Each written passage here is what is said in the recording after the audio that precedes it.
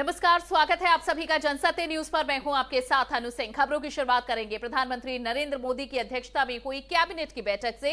इस कैबिनेट बैठक में लिए गए फैसलों से ये जानकारी निकल कर आई है कि जहां अब पीपी मॉडल पर कई एयरपोर्ट्स के डेवलपमेंट को लेकर आगे काम किया जाएगा। और इस बैठक में जहां जानकारी में विस्तार दिया केंद्रीय मंत्री प्रकाश जावड़ेकर ने, एक प्रेस कॉन्फ्रेंस उन्होंने की और देश के अंदर 6 एयरपोर्ट और मैनेजमेंट को लेकर उन्होंने जानकारी दी है। साथ ही ये भी कहा है कि जहां आगे इस पूरे कार्यक्रम को लेकर काफी आशान्वित है और विकास को लेकर काम किया जाएगा। कैबिनेट के फैसलों के बारे में बताते हुए केंद्रीय मंत्री प्रकाश जावड़ेकर ने कहा है कि आज नौकरी के लिए युवाओं को बहुत परीक्षाएं देनी पड़ती है। ये सब समाप्त करने के लिए नेशनल रिक्रूटमेंट एजेंसी यानी एनआरए अब कॉमन एलिजिबिलिटी टेस्ट यानी सीईटी लेगी। इससे युवाओं को लाभ होगा। प्रकाश जावड़ेकर ने कहा कि देश में करीब 20 रिक्रूटमेंट एजेंसी हैं। ये सब समाप्त करते हुए सरकार ने एक ऐतिहासिक फैसला लिया है। नेशनल रिक्रूटमेंट एजेंसी राष्ट्रीय भर्ती संस्था अब कॉमन एलिजिबिलिटी टेस्ट लेगी और इसका फायदा करोड़ों युवाओं को होगा जो कि नौकरी के लिए आवेदन करते हैं। प्रकाश जावड़ेकर ने कहा है कि युवाओं की ये मांग वर्षों से थी, लेकिन अब तक इस पर फैसला नहीं हो पाया था। इस फैसले से युवाओं की तकलीफ भी दूर होगी और उनका पैसा भी बचेगा। युवाओं को अब एक ही परीक्षा में आगे जाने का मौका मिलेगा। पश्चिम बंगाल के बीरभूम जिले में पद्मश्री डॉक्टर सुशोभन बनर्जी की मूर्ति पर हमले की खबर है। डॉक्टर बनर्जी की मूर्ति पर स्याही फेंकने की घटना सामने आई है। डॉक्टर बनर्जी को लोग 1 रुपया डॉक्टर भी बोलते हैं। बताया जा रहा है कि मेडिकल पेशे के खिलाफ अपना विरोध दर्ज कराने के लिए लोगों ने मूर्ति पर काली स्याही फेंकी। विश्व भारती यूनिवर्सिटी मामले में इसके समर्थन में स्याही फेंककर विरोध दर्ज कराया गया है। डॉक्टर सुशोभन ने विश्व भारती यूनिवर्सिटी परिसर के आसपास हिंसक और तोड़फोड़ की घटनाओं के खिलाफ आवाज उठाई थी। वे इस क्षेत्र के अति प्रतिष्ठित लोगों और डॉक्टर्स में से एक हैं।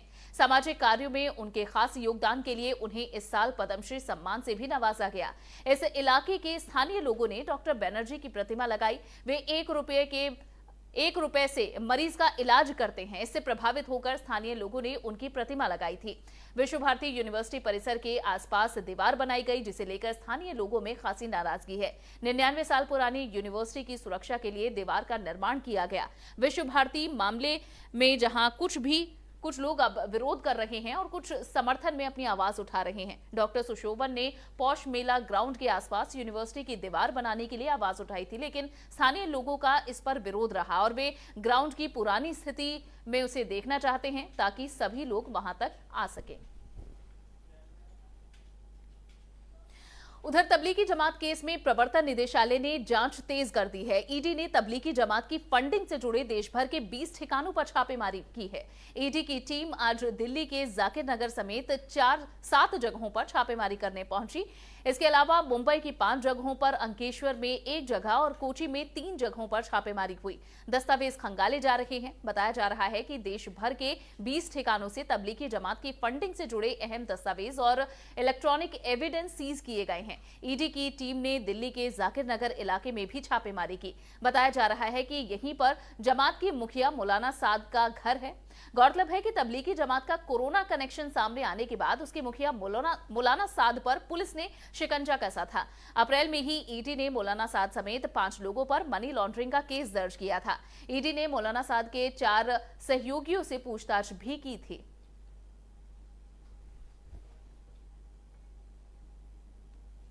और अब बात करेंगे कांग्रेस की। कांग्रेस में पूर्णकालिक अध्यक्ष को लेकर प्रियंका गांधी वाड्रा का एक बयान अब चर्चाओं में है, जिसमें उन्होंने राहुल गांधी की तरह माना कि कांग्रेस का अगला अध्यक्ष गांधी परिवार से बाहर का हो। करीब 1 साल पहले प्रियंका के कहे इस बयान का इस समय चर्चाओं में आना कांग्रेस नेता रणदीप सुरजेवाला को नहीं सजा, जहां उन्होंने कहा है कि 1 साल पुरानी टिप्पणी में फिर से चर्चाओं में इस टिप्पणी का आना, इस खेल को वो समझते हैं। कांग्रेस प्रवक्ता रणदीप सुरजेवाला ने एक के बाद एक 3 ट्वीट किए। गांधी नेहरू परिवार के त्याग और सेवा भावना की जमकर तारीफ की। उन्होंने कहा कि नेहरू गांधी परिवार ने सत्ता के मोह से दूर सदा सदा सेवा भाव से कांग्रेस को एक सूत्र में बांधे रखा है और 2004 में सोनिया गांधी ने सत्ता की बजाय पार्टी की सेवा चुनी। 2019 में राहुल गांधी ने भी दृढ़ विश्वास की हिम्मत दिखाई और कांग्रेस अध्यक्ष पद से इस्तीफा दे दिया। सुरजेवाला ने अपने अगले ट्वीट में कहा कि हम प्रियंका गांधी की 1 वर्ष पुरानी टिप्पणी जो कि 1 जुलाई 2019 को की गई थी, इसके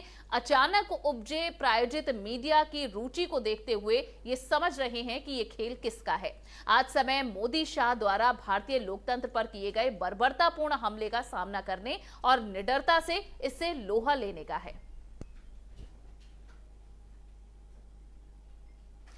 बढ़ेंगे आगे। देश में कोरोना वायरस के बढ़ते मामलों के बीच एक अच्छी खबर आई है। आज से देश में पहली स्वदेशी कोरोना वैक्सीन का तीसरे और आखिरी चरण का ट्रायल शुरू किया जा रहा है। इसे लेकर जहां मंगलवार को ही केंद्रीय स्वास्थ्य मंत्रालय और भारतीय आयुर्विज्ञान अनुसंधान यानी ICMR ने एक प्रेस ब्रीफिंग की थी और इस प्रेस ब्रीफिंग में स्वास्थ्य मंत्रालय के सचिव राजेश भूषण, नीति आयोग के सदस्य डॉक्टर VK पॉल और ICMR के निदेशक डॉक्टर बलराम भार्गव शामिल हुए थे। इस दौरान देश में कोरोना वैक्सीन की स्थिति को लेकर जानकारी दी गई थी। इस प्रेस ब्रीफिंग के दौरान नीति आयोग के सदस्य डॉक्टर पॉल ने बताया था कि देश में फिलहाल 3 कोरोना वैक्सीन पर काम चल रहा है। ये सभी वैक्सीन ट्रायल के अलग अलग चरणों में हैं। उन्होंने जानकारी दी थी कि इन 3 वैक्सीन में से एक वैक्सीन के ट्रायल का तीसरा और आखिरी चरण बुधवार यानी आज से शुरू होगा। हालांकि उन्होंने इस वैक्सीन के नाम का खुलासा नहीं किया था। उन्होंने जानकारी दी कि देश के अन्य 2 वैक्सीन का ट्रायल अपने पहले और दूसरे चरण में है और अब खबर मिल रही है कि जो वैक्सीन है वो अपने फाइनल और तीसरे चरण में पहुंच चुकी है।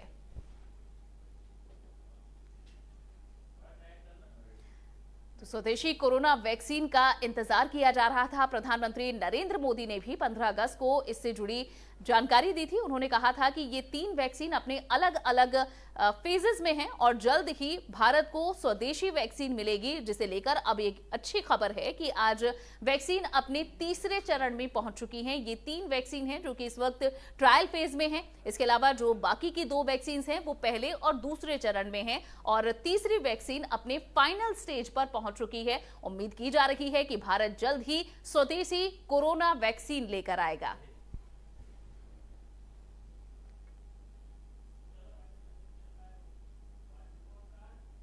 और इसी के साथ खबरों में फिलहाल के लिए बस इतना ही। ये आपको पसंद आई हो रिपोर्ट तो इसे जरूर साझा करें, इसे लाइक और शेयर जरूर करें। हमारे चैनल को सब्सक्राइब करना ना भूलें। नमस्कार।